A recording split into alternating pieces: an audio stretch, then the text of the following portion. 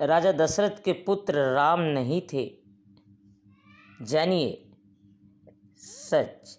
नमस्कार दोस्तों, स्वागत है आप सभी का फिर से हमारे यूट्यूब चैनल दादी की दिनचर्या पर। दोस्तों, अगर इस वीडियो में आज की जो हम चर्चा करने जा रहे हैं वह चर्चा है बहुत ही रहस्यमय, और जिसमें आज हम आपको बताएंगे कि राम जो थे यह राजा दशरथ के पुत्र नहीं थे, तो फिर किसके पुत्र थे? यही जानने के लिए भाइयों, ये सुनकर आप लोग भी बहुत ही हैरान हो गए होंगे और बहुत ही भ्रम में पड़ गए होंगे। सोचते होंगे यह तो बिल्कुल झूठ बात है, यह तो आपकी बात में सत्य मान ही नहीं सकता कि राम दशरथ के पुत्र नहीं हो सकते। अरे राम तो दशरथ के ही बेटा थे, फिर यह कैसे हो सकता है कि राम दशरथ के पुत्र नहीं हो सकते? तो दोस्तों, आप भी सोच रहे हो वो भी सही है, लेकिन मैं आपको इस वीडियो में जो बताने के लिए जा रही हूँ कि राम दशरथ के बेटा नहीं थे, यह भी सही है। समाज के नज़र में, इस दुनिया की नज़रों में राम जो है वह दशरथ के ही पुत्र है, दशरथ के ही बेटा हैं, लेकिन राम दशरथ के पुत्र नहीं हैं। अब दोस्तों, जहाँ लेकिन किंतु परंतु अगर और मगर शब्द आ जाए तो उसमें कुछ ना कुछ अड़चन आने लग जाती है और उसका कुछ ना कुछ रहस्य छिपा होता है।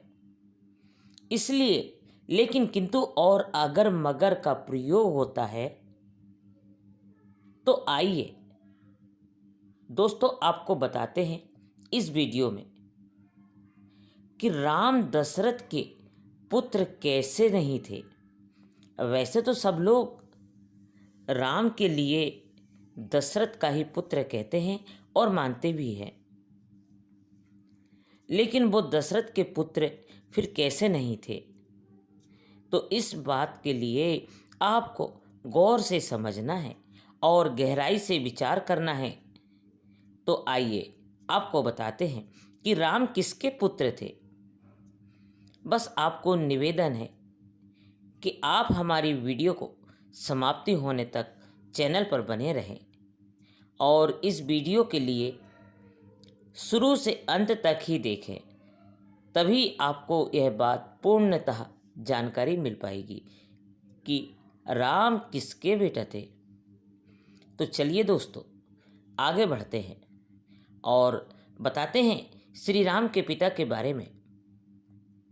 मित्रों, बात उस समय की है, एक बार अयोध्या नरेश दशरथ देवासुर संग्राम में देवताओं की मदद करने के लिए स्वर्ग में गए, और यह स्वर्ग में शरीर स्वर्ग में गए हुए थे जिस समय देवताओं और राक्षसों में झगड़ा चल रहा था, युद्ध चल रहा था।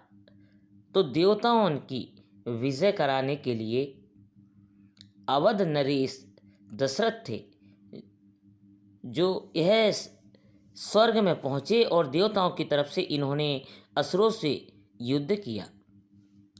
देवताओं को विजय मिल गई। जब देवता विजय प्राप्त कर लेते हैं तो देवताओं ने कहा, हे अवध नरेश, अब तुम अपने राज्य में जा सकते हो, तुम भूतल पर जा सकते हो। देवताओं से आज्ञा लेने के बाद में महाराज दशरथ जो थे वह अपने अवध में आ रहे थे। तो जिस समय दशरथ भूतल पर अयोध्या में लौट रहे थे तो रास्ते में उन्होंने एक काला पुरुष देखा जो अंतरिक्ष में दशरथ की तरफ पीट करके खड़ा हुआ था। उस काले पुरुष को देख कर के दशरथ वहीं पर ठहर गए और पूछने लगे, अरे भाई, तुम कौन हो जो हमारी तरफ पीट करके खड़े हो? अपना चेहरा मेरी तरफ क्यों नहीं करते, क्यों नहीं दिखाते? क्या तुम यह नहीं जानते कि मैं देवताओं को विजय दिलवा करके आ रहा हूँ? मैं अवध का राजा दशरथ हूँ। मेरे बारे में क्या तुम्हें पता नहीं है?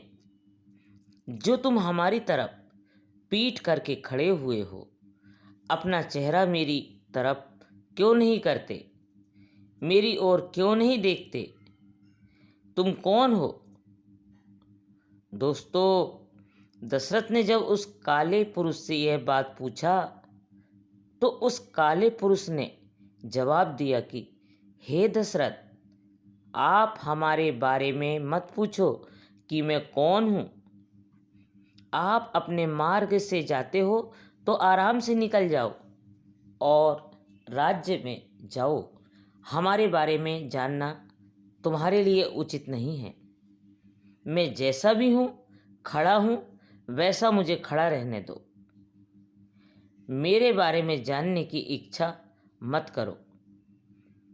दशरथ कहने लगे, क्यों भाई, तुम्हारे बारे में जानने की इच्छा क्यों ना करूं?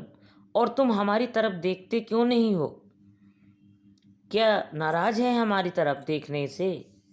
तुम्हें क्या परेशानी है जो हमारी तरफ पीट करके खड़े हुए हो और कह रहे हो कि हमारे बारे में मत पूछो, मत यह पूछो कि मैं कौन हूँ? अब तो भाई मैं तुमसे जान करके ही जाऊंगा, तुमसे पूछ करके ही जाऊंगा कि तुम कौन हो। तुम्हारे बारे में अब तो मेरे लिए जानना बहुत ज़रूरी हो गया है और मैं तुम्हारा चेहरा भी देखूंगा। तब उस काले पुरुष ने फिर कहा कि हे अवध नरेश, मेरी बात को समझने की कोशिश करो और मैं तुम्हारे ऊपर अपनी दृष्टि डालना नहीं चाहता, क्योंकि तुम एक धर्मात्मा राजा हो। इसलिए तुम अपने मार्ग से जाते हो तो अपने मार्ग की रास्ता तय करके चले जाओ और हमें अपनी जगह पर खड़ा रहने दो, क्योंकि मैं तुम्हारे ऊपर अपनी दृष्टि डालना नहीं चाहता। दशरथ कहने लगे, अरे भाई, फिर यह बात हमारी तरफ दृष्टि क्यों नहीं डालना चाहते हो? आप बताओ तो सही कि आप कौन हो और मेरे ऊपर दृष्टि डालना क्यों नहीं चाहते हो? ऐसी मुझ पर क्या कमी है, ऐसा मुझ में क्या दोष है जो आप हमारे ऊपर दृष्टि डालना नहीं चाहते और अपना परिचय देना नहीं चाहते? तब मैं काला पुरुष कहने लगा, हे दशरथ, लगता है अब तुम हमारे बारे में बगैर पूछे जाओगे नहीं। तो तुम जिद कर रहे हो और जिद कर रहे हो तो सुनो, मैं शनिदेव हूँ और इसलिए तुम्हारे ऊपर दृष्टि डालना नहीं चाहता, क्योंकि तुम धर्मात्मा राजा तो हो ही। तुम देवताओं के तरफ से लड़े हो, उनकी विजय दिलवा के आ रहे हो, परोपकारी राजा हो। इसलिए मैं अपनी दृष्टि आपके ऊपर नहीं डालना चाहता, क्योंकि मैंने यदि तुम्हारे ऊपर अपनी दृष्टि डाल दी तो तुम्हारे लिए कुछ भी नुकसान हो सकता है।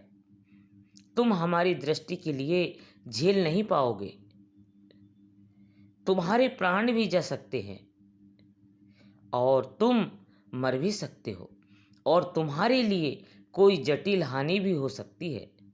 इसलिए तुम मुझे अपने ऊपर दृष्टि डालने के लिए जिद मत करो, यहाँ से चले जाओ।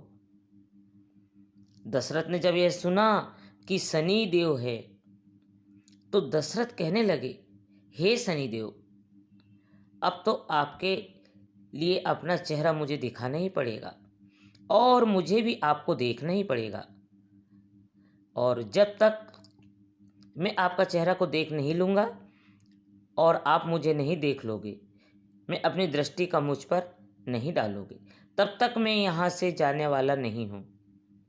इसलिए जो है मेरी तरफ से पीठ को हटा करके अपना चेहरा दिखाइए। शनिदेव ने कहा, हे दशरथ, आप इस तरह से बारंबार जिद कर क्यों कर रहे हो? बार बार आप यहाँ से चले जाओ। अगर मैंने तुम्हारे ऊपर दृष्टि डाल दी तो तुम्हारा कुछ भी अनिष्ट हो सकता है, तुम्हारे प्राण भी जा सकते हैं। इसका जिम्मेदार कौन होगा? दोस्तों, राजा दशरथ ने कहा कि हे शनिदेव, आप इतना परेशान क्यों हो रहे हो? आप हमारे ऊपर दृष्टि डालने से पीछे क्यों हट रहे हो? आपको परेशान न होने की कोई ज़रूरत नहीं है। जो भी होगा वो मैं झेलूँगा। आप दृष्टि तो डालिए और सारी जिम्मेदारी मेरी होगी, आपसे कोई शिकायत नहीं होगी। दोस्तों, राजा दशरथ ने थोड़ा अपने जुनून में आकर के यह बात कह दी।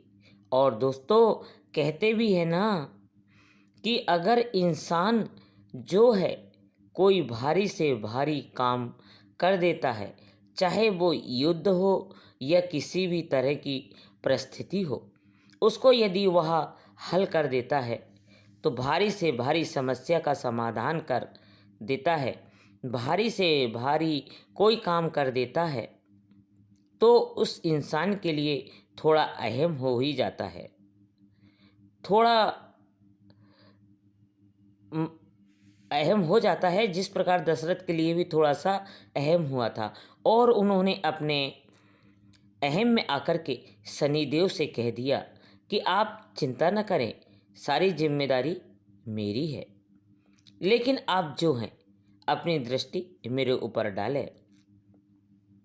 बार बार शनिदेव के मना करने पर भी दोस्तों अवध नरेश दशरथ नहीं मानते हैं, और जब जिद की तो शनिदेव ने जैसे ही अपनी दृष्टि दशरथ के ऊपर डाली, जो दशरथ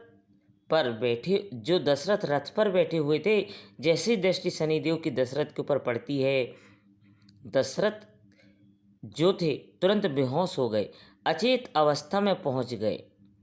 और बेहोश जैसे ही हुए तो रथ से नीचे गिर गए। जब दशरथ जो अंतरिक्ष थे रथ से नीचे गिर रहे थे, और उधर गिद्धराज जटायु थे जो भ्रमण कर रहे थे। गिद्धराज जटायु ने जब देखा कि अवध नरेश दशरथ जो है ऊपर अंतरिक्ष से गिर रहे हैं, तो जट ने दशरथ के लिए जमीन पर गिरने नहीं दिया और उन्हें अपने पंजों में पकड़ लिया और फिर धीरे से आस्ते आस्ते जमीन पर लाकर के रख दिया।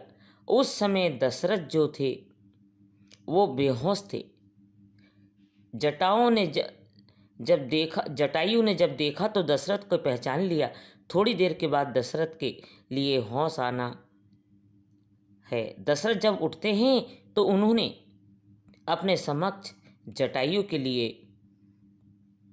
पाया। जटायु को देख करके दशरथ कहने लगे कि हे जटायु, मैं तुमसे बहुत प्रसन्न हूँ। तुमने हमारे प्राणों की रक्षा की है, तुमने हमारे प्राण बचाए हैं, इसलिए मैं तुमसे बहुत प्रसन्न हूँ। और आप हमसे कुछ मांग लो, जो तुम मांगोगे मैं वही देने को कोशिश करूँगा, क्योंकि तुम हमारे प्राणों के रक्षक हो। दोस्तों, दशरथ के ऐसा कहने पर तब जटायु जो थे वो कहने लगे कि वे अब नरेश, यदि तुम प्रसन्न होकर के हमें देना चाहते हो तो मैं मांग सकता हूँ।